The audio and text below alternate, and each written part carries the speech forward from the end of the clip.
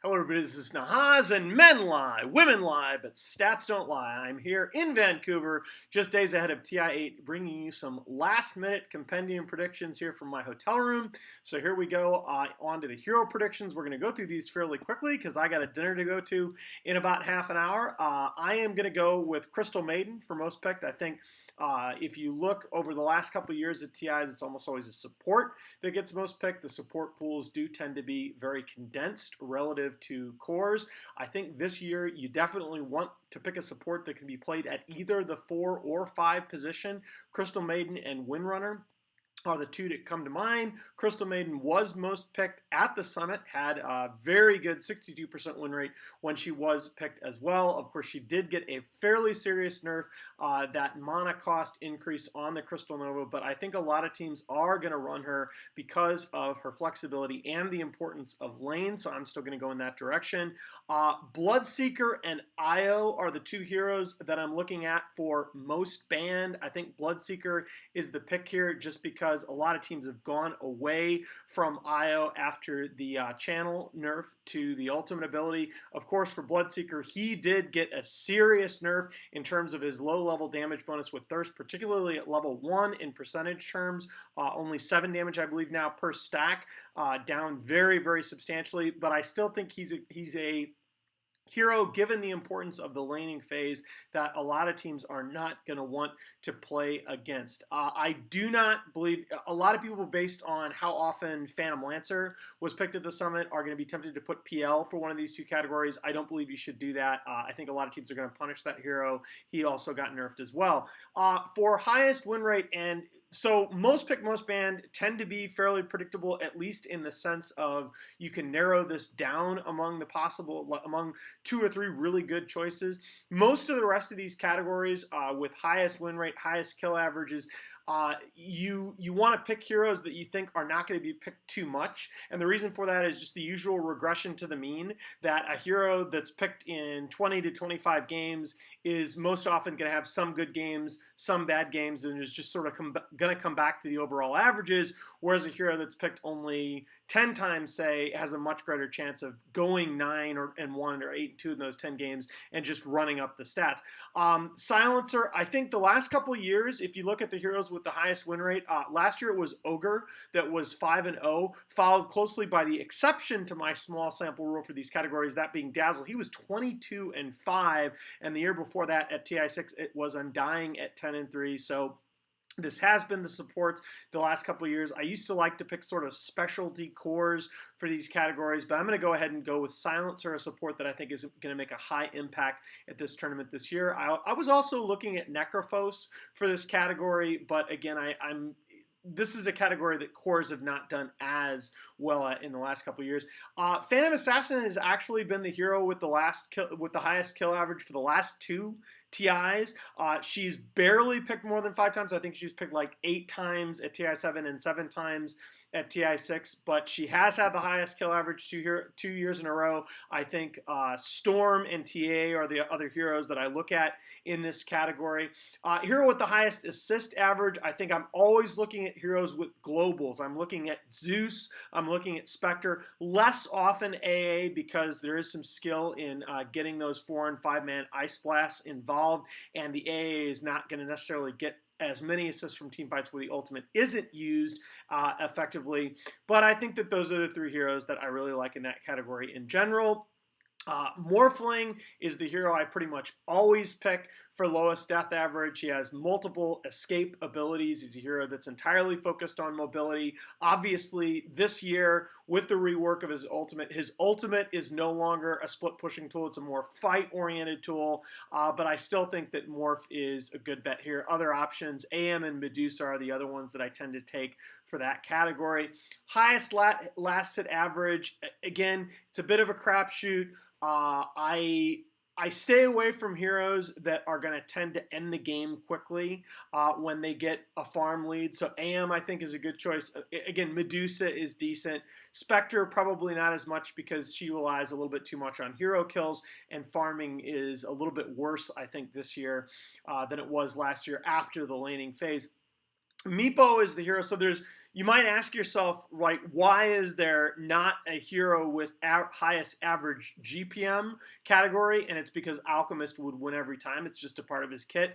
Meepo's kind of the same with highest XPM, assuming that Meepo is picked 5 or more times, which this year I think it's very, very likely he will be. He is going to be the hero with the highest XPM. It's just that's the hero's kit. He farms lanes and the jungle at the same time, gets XP for each time that those clones are in the vicinity. So I think, again, I think last year when Merlini and I did the predictions video together, I picked Meepo then, and he asked me, well, are you sure it's going to be picked 5 times? And this is the one category where I'm comfortable going with a hero that I'm not certain is going to be picked 5 times, and that's because if Meepo is picked 5 or more times, he's definitely going to win this category. So I'm going to go there.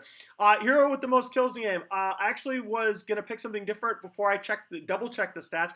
It turns out that over the last 2 TIs, 4 of the 6 highest kill totals belong to Queen of Pain. 4 of the highest, I believe it's 22 plus kill games. 2 of them were actually Cuckoo on his Queen of Pain last year. But I digress. I think Queen is a pretty good pick. I generally want to pick a hero here that is getting kills is the main part of their role. Queen of Pain, Lina, Ursa and OD are 2 heroes that I've gone with in the past. Tinker is another, I think, decent pick here. TA is one that a lot of people go with, but I don't like TA for this category generally because if TA can kill a lot of heroes, she can also kill buildings in the game. Queen of Pain is a hero that kills a lot of heroes, but she can be way ahead and not necessarily be able to push base. So I like her ability to continue getting kills and still have the game stretch on.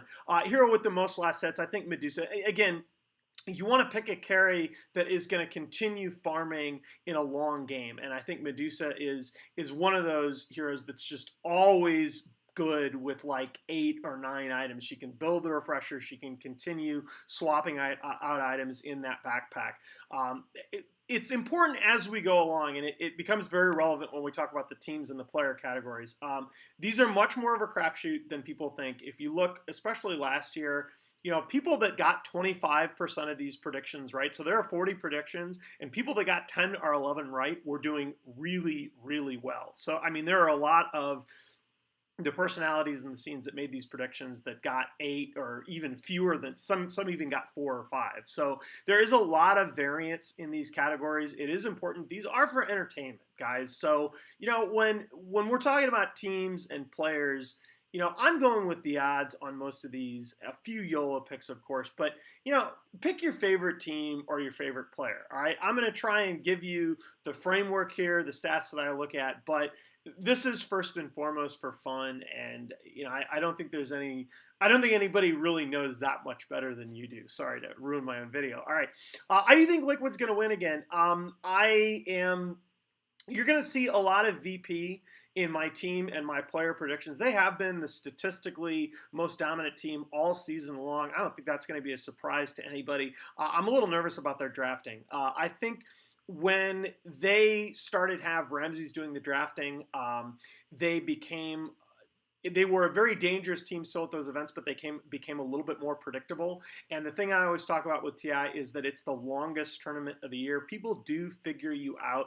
And I think when Ramses is drafting, he in 9 out of 10 games is on that big win condition 5th pick hero. And I think if they do that at this TI, they're going to get figured out as it goes in the bracket. I see VP having a great tournament, looking like the best team for most of the event, but then getting knocked out by either Liquid or LGD, or maybe even a surprise team like an EG later on. By the way, you know, this may be my NA bias shining through. I still think EG actually have the talent to win this event. It's just a matter of, you know, they haven't been able to get all the pieces to work together all season long. I'm not supremely confident that they will, but don't sleep on their chances either. I think they're a really good team. They showed that at the summit. That said, when you talk about highest kill average, most kills in a game, fewest deaths in a game, VP, first of all, is a team that all season long they've had this great killer instinct. When they get ahead, they stay ahead, they step on your throat. Increasingly, as the season went on and teams started to adjust, to them. They have one of the bigger splits in terms of duration between their wins and their losses. People try to take them out to the late game, and when they get taken out to the late game, they still keep playing that aggressive style. They still keep racking up those kills, which is why I like them in these categories. I'm actually going to go, this is going to be a weird pick, I'm going to go with Windstrike as team with the most assists. They're just a team that's how they play Dota.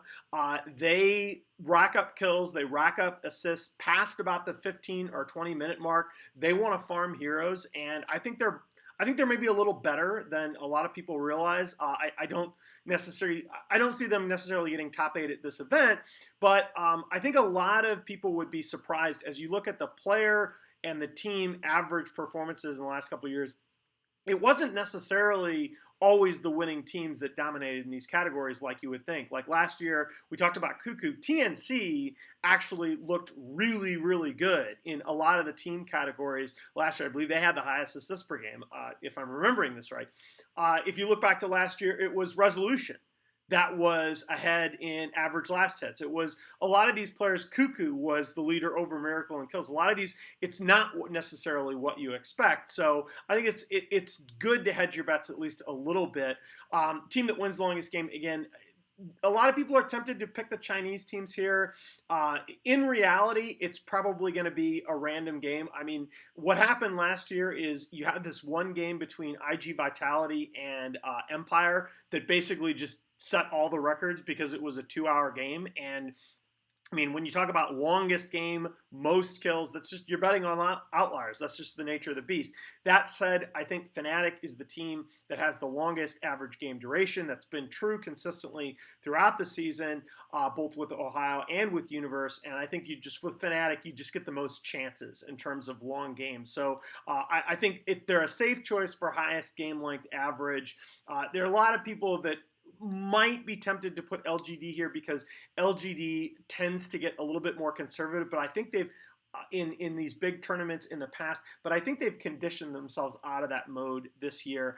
VP or Liquid, I think, for shortest game, with maybe the off chance of like a secret if they get an outdraft. I think that there are going to be a lot more outdrafts in this TI than there have been the last couple of years, because I think the laning phase just matters so much, and it's possible to just lose 2 out of 3 lanes, especially if they're both your side lanes. If you're getting chain denied in both your side lanes, you have 4 out of 5 heroes that are under leveled relative to the opponent, and you just get wiped off the board. Now the games are still longer, even when that happens, than, say, TI4, because there are a bunch of these anti-snowball mechanics in the game now. But I think there are going to be a lot of outdrafts, and I like Virtus Pro in this category. Liquid for most different heroes, I think, is a very strong pick. Don't underestimate LGD there too. They have a lot more variety than I think people realize. And I believe it was, if you look across all the qualifiers, the teams that played, Serenity and VGA Storm were the ones that picked the fewest number of heroes in the qualifiers, and I think it was DC last year that picked the fewest heroes at TI. Don't worry about the minimum 10 games because of the format now. Everybody's going to play 10 games. That's not going to be a factor, but I do think it's going to be one of Serenity or potentially VGJ Storm, although their variety's been a little better of late. Player-wise, I think I'm going to go with the odds and go Miracle for highest kill average. He lost out to Cuckoo in that category a year ago. You know, you can be YOLO and you can put Iceberg for that if you want to. Certainly any of the VP cores are a strong pick, along with possibly maybe as well. But I'm going to go with Miracle. He's career-wise, you're going to hear some of this out of me at the event, I'm sure.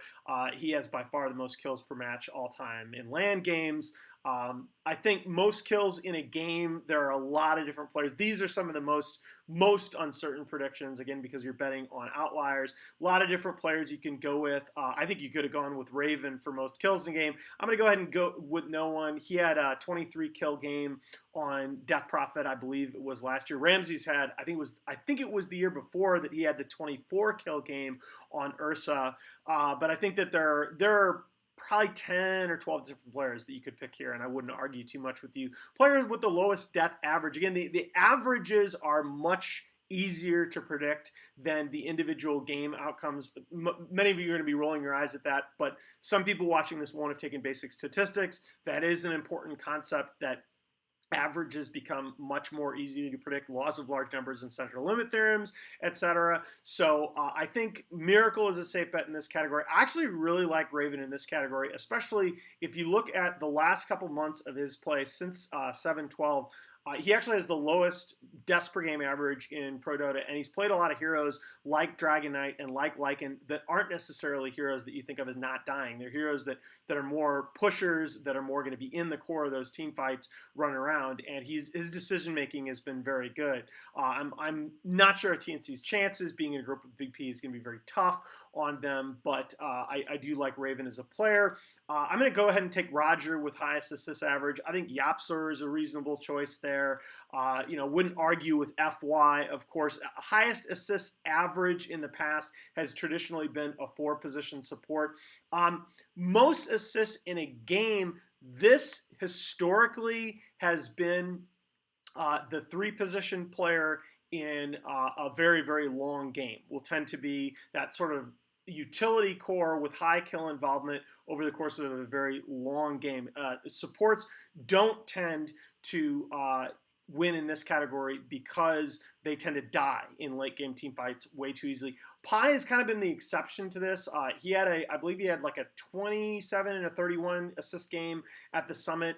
Again, Fnatic's going to be in a lot of long games. I think Pylai Dai has been a better player this season than he's gotten credit for, so I'm going to take him in most assists per game. Universe would be a mistake.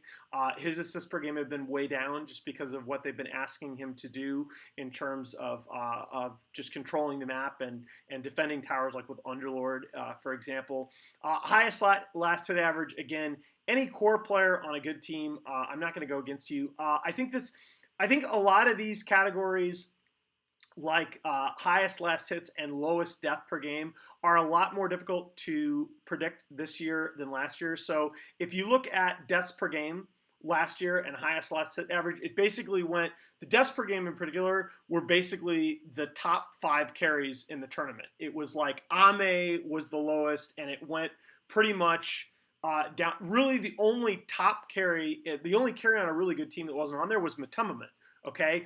And of course, that's what led to this whole re-examination of the carry role after last TI, with a lot of teams looking at the carry becoming a player that does occasionally need to be sacked. So you can't just sort of pick a 1-position player and go home anymore in these two categories. I think they're a little bit more uncertain now. I think you could pick a mid-position player in this category and be fine, unlike in years past. Abed for most last hits in a game, again, continuing in the theme, I think with Fnatic for these most in an individual game, because they're going to play so many long games, you're going to get a lot of chances. I don't know that there's been, historically, people joke about Fnatic being C9. Yes, C9 had some long games, but this is still, Fnatic this year, their average game length is just so much longer than everybody else's and has continued to be the case. Most GPM in an individual game, I think this is basically the player most likely to play Alchemist a couple of times. So I think you could pick Miracle. I think you could pick Paparazzi here. Any player that maybe Ramses, although he hasn't played Alchemist in a long time, and when he does, he tends to play more of a battle Alchemist. So I think you pick a player that you think is capable of playing an Alch. And again, if that player also might have the odd couple AM games where he might go off, that's a bonus too. Player with the highest GPM average, I really like Ramses in this category. Again, Liquid increasingly has been asking Miracle to be more kill focused. VP still puts a lot of farm on Ramses, and especially assuming that he's drafting, he's going to be on that win condition hero. His GPM even on heroes like Venomancer tends to be really, really high. That hero farms really, really well when played in that dedicated one role.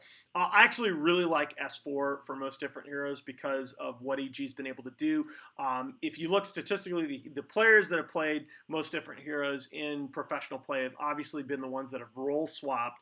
So 33 has like some ridiculous he's the only player with like over 40 different heroes played in the last 3 months, but that's because he swapped from support to core. I think he's not a horrible choice here, but Of course, I think EG is the team that's most likely to use S4 and Sumail interchangeably on the nominal mid heroes, although Sumail will, I think, be playing mostly mid this tournament, hopefully for them.